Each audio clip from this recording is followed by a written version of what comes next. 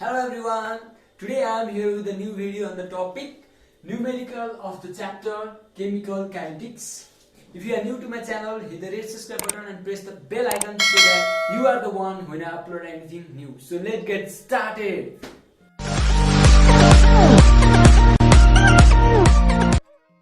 Basically, we will be solving the numerical related to the rate law and the order of the reaction from the chapter chemical kinetics. Before solving the numerical, let us understand the topic rate law and order of the reaction. Rate law means it is the mathematical relationship between the rate of the chemical reaction and the concentration of the reactant. भन्नुको मतलब के त भन्दाखेरि rate of reaction र concentration of the reactant चाहिँ कस्तो चाहिँ relation छ त भन्नेलाई चाहिँ के गर्छ त रेट लले चाहिँ डिफाइन गर्छ।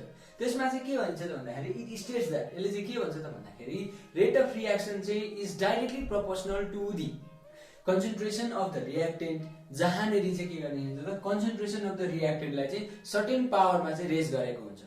जस्तै for example let me consider one hypothetical chemical reaction in which a reactant A is converted into the product B.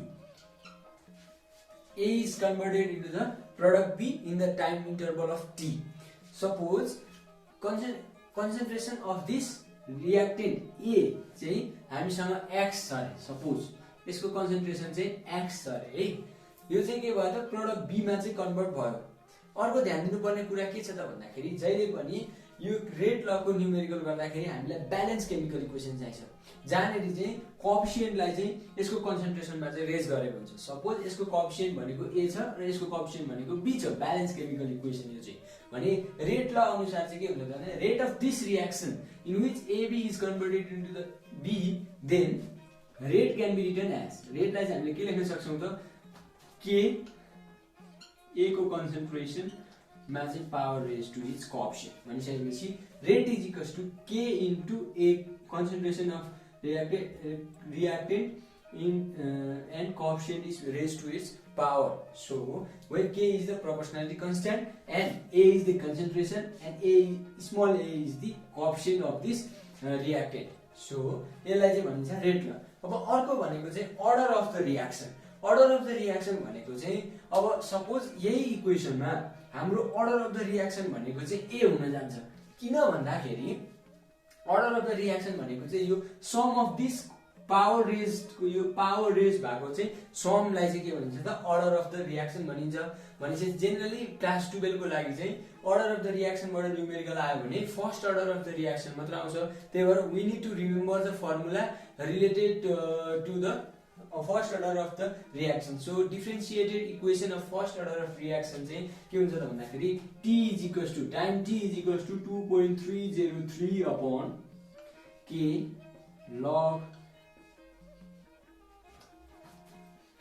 X upon X minus Y, जहाँ चाहिँ X भनेको चाहिँ इनिशियल कन्सन्ट्रेसन हो र Y भनेको चाहिँ after T certain period of the time T बाट चाहिँ कति कन्सन्ट्रेसन चाहिँ बाँकी छ त रियाक्टेन्ट A को भन्नेलाई चाहिँ Y मान्यौं भने यो चाहिँ हाम्रो के हुन्छ त फर्स्ट अर्डर अफ रियाक्सन को चाहिँ फर्मुला भयो। यो चाहिँ डिफरेन्शिएटेड इक्वेसन चाहिँ भयो अफ फर्स्ट अर्डर रियाक्सन।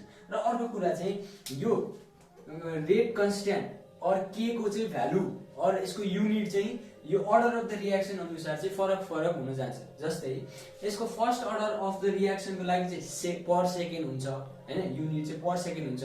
त्यस्तै गरी जेरो अर्डर को लागि गर्ने हो भने चाहिँ मोल पर लिटर पर सेकेन्ड हुन्छ। यसरी चाहिँ रेटको चाहिँ भ्यालु फरक चाहिँ हुन।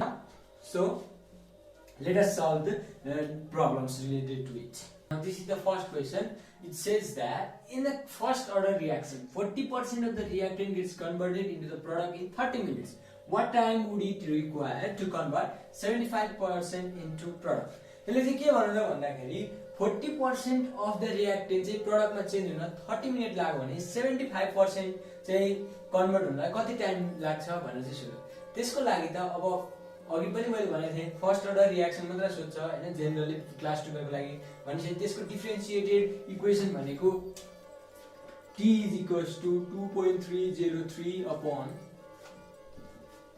K log x upon x minus y।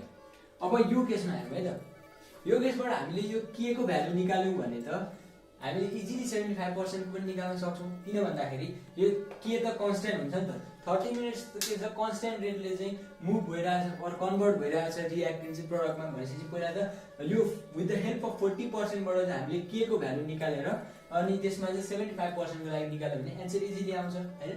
गर्ने तरिका यसको यही हो, यहीबाट चाहिँ यो डिफरेन्शियल इक्वेसनमा चाहिँ भ्यालु पुट गर्ने हो र एन्सर निकाल्ने हो। जस्तै अब यो केसमा हाम्रो केसमा टाइम टेकन भनेको 30 मिनेट्स, y भनेको चाहिँ कति हुन्छ 40% अफ x हुने भनिसकेपछि मलाई चाहिँ के गर्नु त let us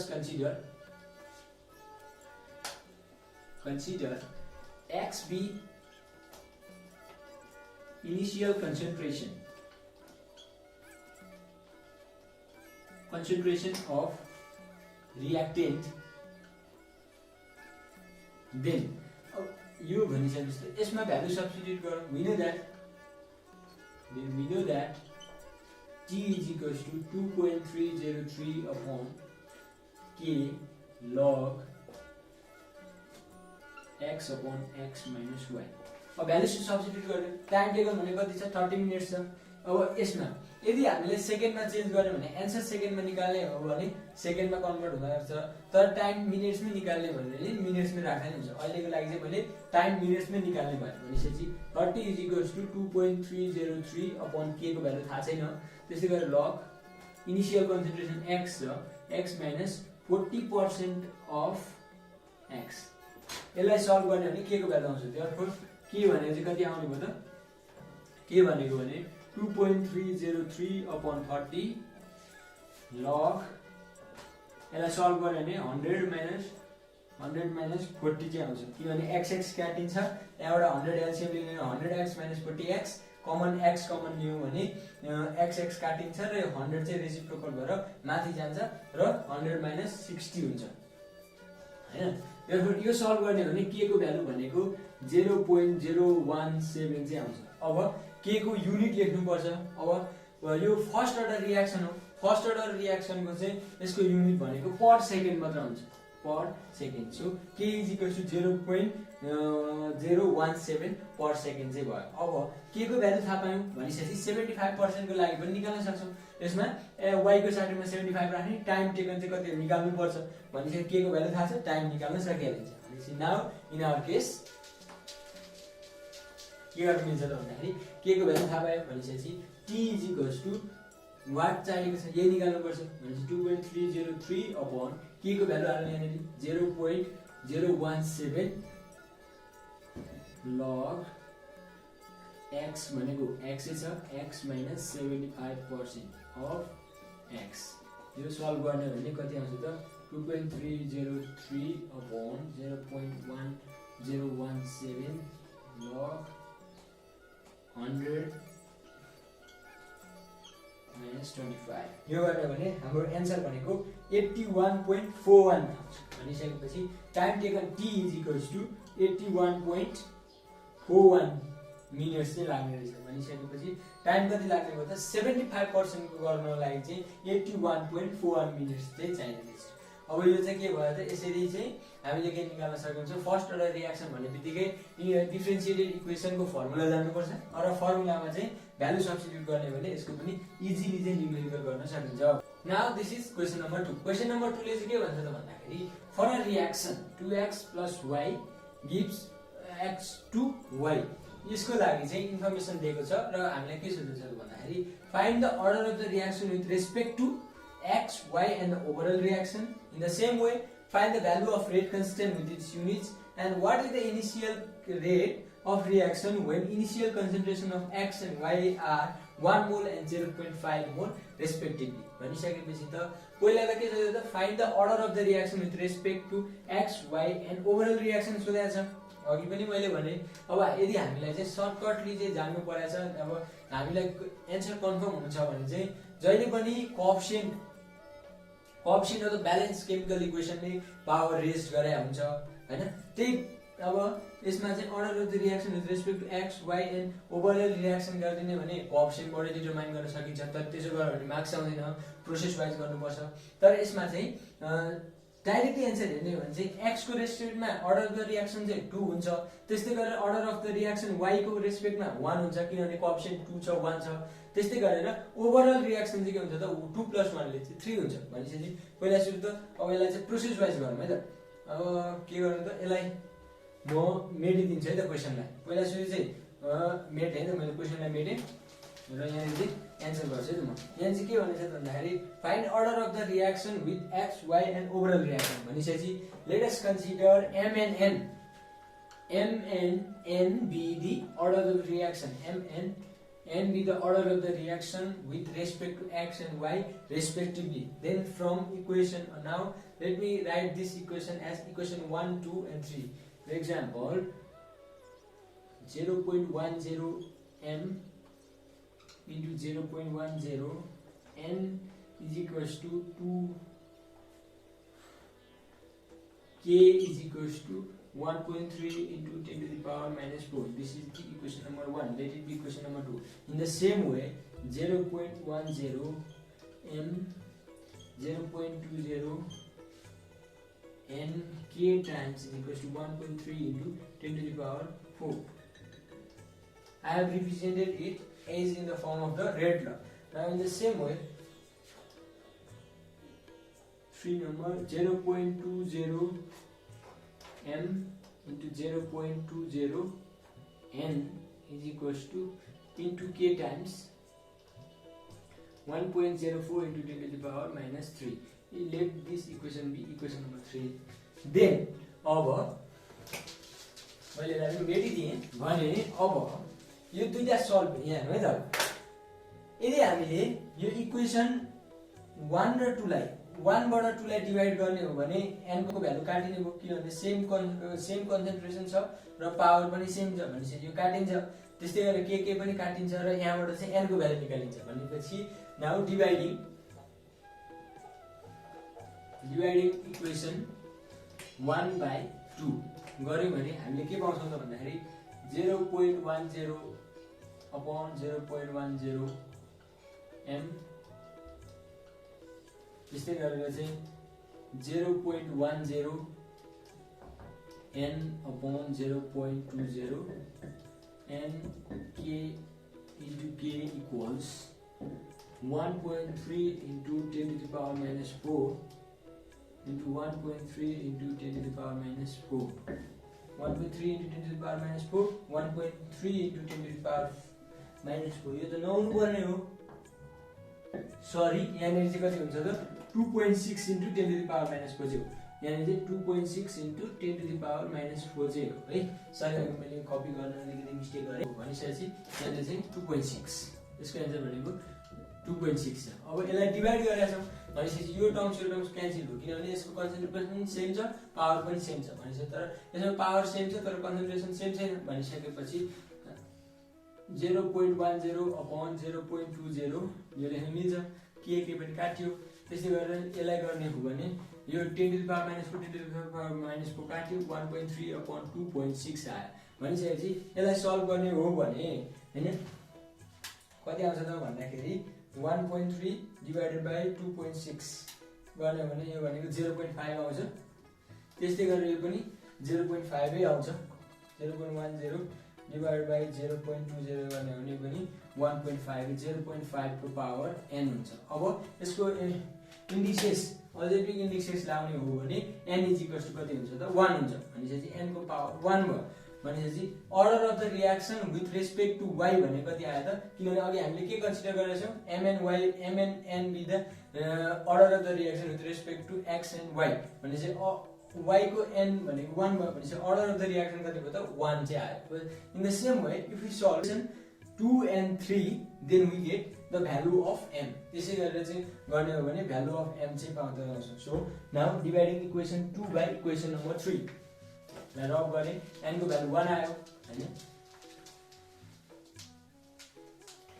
now dividing equation second by equation third गर्ने हो भने कति आउँछ त 0.10 को m into 0.20 n k equals to 2.6 into 10 to the power minus 4 is divided by 0.20 m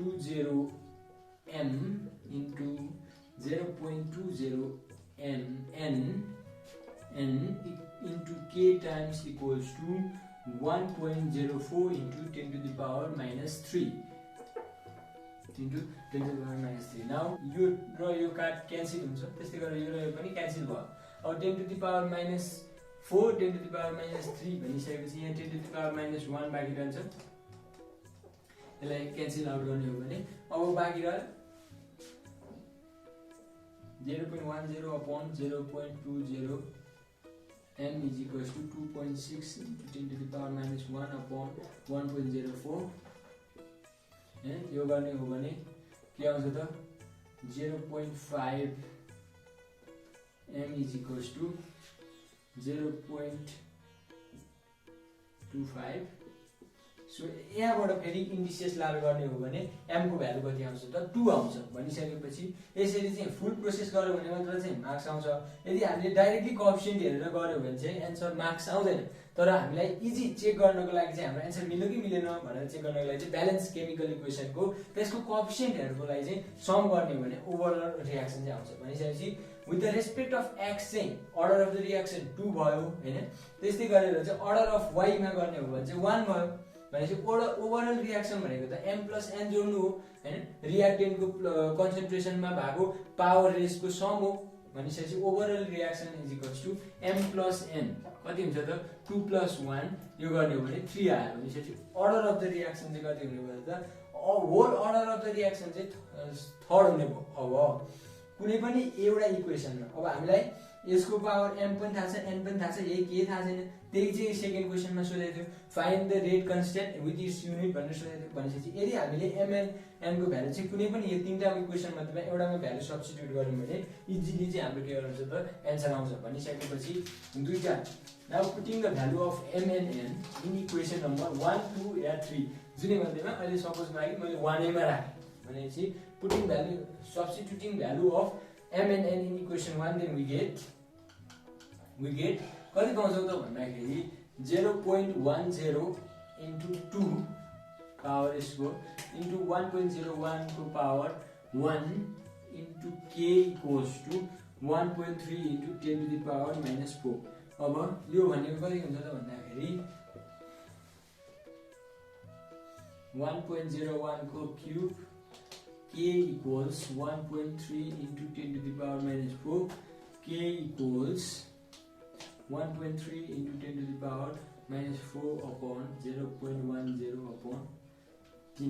यसलाई सल्भ गर्ने हो भने हाम्रो एन्सर भनेको कति आउँछ त यसलाई सल्भ गर्ने हो भने हाम्रो एन्सर कति आउँछ त भन्दाखेरि 0.13 आयो 0.13. अब यसको युनिट लेख्नको लागि यो त थर्ड अर्डर अफ रिएक्सन हो हैन. थर्ड अर्डर अफ द रिएक्सनको चाहिँ यसको चाहिँ के हुन्छ त अर्डर अफ द रिएक्सन चाहिँ थर्ड हो भनेपछि युनिट के हुन्छ त अब यहाँ हामीले थाहा छ नि त rate is equals to concentration को पावर k को पावर x को पावर m भनेको 2 छ त्यस्तै गरेर y को पावर 1 भयो हैन. रेट को जहिले पनि उ भनेको चाहिँ के हुन्छ त युनिट भनेको मोल पर लिटर पर सेकेन्ड हुन्छ हैन. त्यस्तै गरेर k को चाहिँ चाहिएको छ. अब यसको के हुन्छ त कन्सन्ट्रेसन हो यो त कन्सन्ट्रेसन मात्र त हो नि मोल पर लिटर हो तर कति छ त स्क्वायर छ भनेपछि मोल स्क्वायर हैन मोल को स्क्वायर त्यस्तै गरेर लिटर को पनि कति हुन्छ त माइनस स्क्वायर हुन्छ. अब त्यस्तै गरेर y को कति छ त मोल कति छ त 1 मात्र हुन्छ भनिसकेपछि यो पनि मोल पर लिटर नै हो हैन. यो गर्ने हो भने चाहिँ k को युनिट चाहिँ कति हुन्छ त मोल र मोल पनि काट्यो त्यस्तै गरेर लिटर माइनस लिटर पनि यो काट्यो भनिसकेपछि कति हुन्छ त मोल -2 को यो भयो त्यस्तै गरेर यो र सेकेन्ड -1 भनेपछि k को युनिट भनेको पर स्क्वायर मोल त्यसै गरेर चाहिँ litre square per second. Therefore the unit of k or a rate constant is equals to liter square per mole square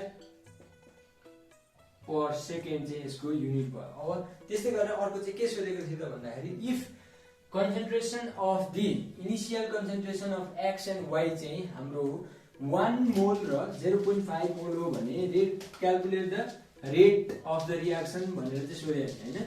अब हामीलाई यहाँबाट के थाहा छ त, के को भ्यालु पनि थाहा पायौं, कन्सन्ट्रेसन पनि थाहा छ, अर्डर अफ द रियाक्सन पनि थाहा छ भने रेट अफ द रियाक्सन निकाल्न एकदमै सजिलो हुन्छ। भनेपछि that rate is equals to k times x को कन्सन्ट्रेसन x को पावर m त्यस्तै गरेर y को पावर n हुने भयो हैन। अब यहाँ k को भ्यालु भनेको छ 0.13, त्यस्तै गरेर 1 को यदि x को कन्सन्ट्रेसन 1 भनेपछि सेक स्क्वायर, त्यसै गरेर 1/2 को स्क्वायर भनेको चाहिँ कति हुन्छ त 1 हो। भनेपछि 0.13 इन्टु 1/2 कति हुन्छ, त्यति नै चाहिँ हाम्रो एन्सर भयो। रेट इज इक्वल्स टु 0.065 मोल पर लिटर पर सेकेन्ड चाहिँ के हो त यसको एन्सर हो। यसरी चाहिँ हामीले न्युमेरिकल गर्न सक्छौं, यसको चाहिँ रेट निकाल्न सक्छौं। र अर्को ध्यान दिनुपर्ने कुरा चाहिँ के छ त भन्दाखेरि युनिट के कन्स्ट्यान्ट अर रेट कन्स्ट्यान्टको युनिट लेख्दाखेरि चाहिँ अलिकति ध्यान दिनुपर्छ। र यो युनिट लेख्यो भने हाम्रो मार्क्स चाहिँ 1 मार्क्स चाहिँ रिड्युस गरिदिन्छ र यो चाहिँ अर्डर अफ द रियाक्सन अनुसार चाहिँ फरक हुन्छ। यसरी चाहिँ क्वेशन नम्बर 2 पनि सल्भ गर्नु। अब क्वेशन नम्बर 3 गरौँ है त। के भन्छ त भन्दाखेरि a first order reaction has rate constant 1.5 × 10⁻⁻6 per second at 20 degrees Celsius. If reaction is allowed to run for 10 hours, then the calculate the percentage consumed and half life of the reaction. अब यसमा के सोध्छ त, एउटा half life सिधो, अर्को भनेको चाहिँ पर्सेन्टेज कन्ज्युम। अब हाफ लाइफ भनेको कुन टाइम हो त भन्दाखेरि यो हाफ लाइफ भनेको चाहिँ time taken by the reactant to complete or to change its half percentage of the concentration into product. जतिखेर चाहिँ यो टाइम भनेको चाहिँ यस्तो टाइम हो जतिखेर चाहिँ के हुन्छ त भन्दाखेरि हाफ अफ द रिएक्टेन्ट चाहिँ प्रोडक्टमा चेन्ज भएको हुन्छ। र त्यसको फर्मुला भनेको चाहिँ जहिले पनि t half is equals to 0.693 upon के हो भनेपछि त्यसमा सिम्पली भ्यालु सब्स्टिट्युट गर्यो भने यसको हाफ रिएक्सन आइहाल्छ, हाफ लाइफ रिएक्सन आइहाल्छ। भनेपछि half life reaction t half is equals to 0.693 upon के हालौं, के को भ्यालु भनेको 0.693 अपन 1.5 × 10⁻⁻6 हो। भनेपछि यसको भ्यालु सब्स्टिट्युट गरेर गर्ने भने यसको भ्यालु भनेको 46200 आउँछ। यो भनेको 4.62 × 10⁻1 2 3 4 5 हुन्छ। अब हाफ लाइफ भनेको यो भयो हैन। हाफ लाइफ भनेको सेकेन्ड, यो पनि सेकेन्डमा हुन्छ किनभने हामीले त के गरेका छौं त सेकेन्डमै चाहिँ भ्यालु लगाएका छौं। भनेपछि हाफ लाइफ चाहिँ कति आयो त 4.62 × 10⁻5 सेकेन्ड चाहिँ हाफ लाइफ भयो। अब अर्को ध्यान दिनुपर्ने कुरा चाहिँ के छ त भन्दाखेरि यहाँनेरि चाहिँ 10 आवरमा दिएको छौं र एन्सर हामीले सेकेन्डमा निकाल्यौं भने यस्तो केसमा जहिले पनि हामीले चाहिँ रेट कन्स्ट्यान्ट दिएको छ भने रेट कन्स्ट्यान्टको भ्यालु चाहिँ कति हुन्छ त त्यो हेर्ने हो। यहाँ चाहिँ के दिएको छ त पर सेकेन्ड दिएको छ भनेपछि जस्तो सुकै अब हामीले अरु टाइम दिएको छ भने नि हामीले यसलाई केमा लानुपर्छ त सेकेन्डमा चाहिँ चेन्ज गर्नुपर्छ। भनिसकेपछि अब यो त हाफ लाइफ निकाल्नु। अब पावर कन्ज्युम निकाल्नको लागि हामीलाई थाहा छ फर्स्ट अर्डरको डिफरेन्शिएटेड इक्वेसन भनेको t = 2.030 upon k log x upon x minus y हो हैन। सपोज यो चाहिँ के छ, यो चाहिँ इन्टिग्रेटेड इक्वेसन हो। अब यसमा डिफरेन्शिएटेड इक्वेसन हो, यो चाहिँ differentiated equation of first order reaction हो। अब यसमा हामीलाई के सोधेको छ त y पर्सेन्टेज चाहिँ निकाल है, कति कन्ज्युम भएको छ भनेर सोधेको छ। अब यसमा हामीलाई टाइम भनेको 10 आवर दिएको छ तर यहाँनिर चाहिँ रेट कन्स्ट्यान्टको भ्यालु चाहिँ केमा छ पर सेकेन्डमा दिएको छ। भनिसकेपछि यसलाई पनि केमा बदल्नु पर्यो सेकेन्डमा बदल्नु पर्यो। भनेपछि time is equals to 10 × 60 × 60 equals to 2.303 upon k को भ्यालु भनेको 1.5 × 10⁻⁻6 हो। अनि कति हुन्छ त log x upon x minus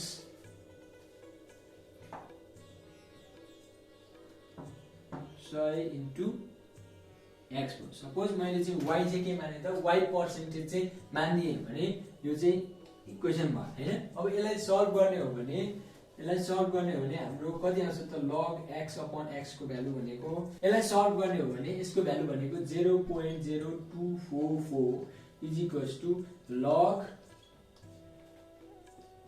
100 minus y 100 minus y चाहिँ आयो हैन। अब यसलाई लग हटाउने हो भने के हुन्छ त 10⁻0.0244 is equals to 100 minus y आयो। अब यसलाई सल्भ गर्ने 10 को पावर 0.02344 भनेको 1.055, यो भनेको 1.055 is equals to 100 minus y। अब यहाँबाट हामीले के को निकाल्नु त y को भ्यालु निकाल्नु है त। रफ गर्नको लागि भने कति आउँछ त 105.5 minus 105 minus 1.055 y is equals to 100 100.5 minus 100 is equals to 1.055 y is equals to new one 5.54 is equals to 1.055 y। therefore y भनेको चाहिँ कति आउने भयो त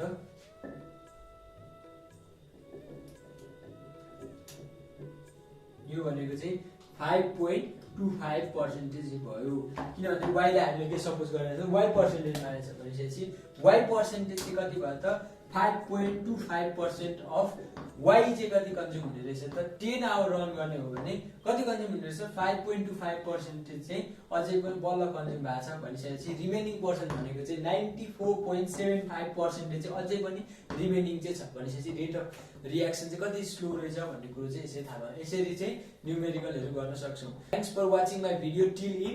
if like this video then don't forget to share with your friends and comment down in the comment section and subscribe my channel. Thank you so much.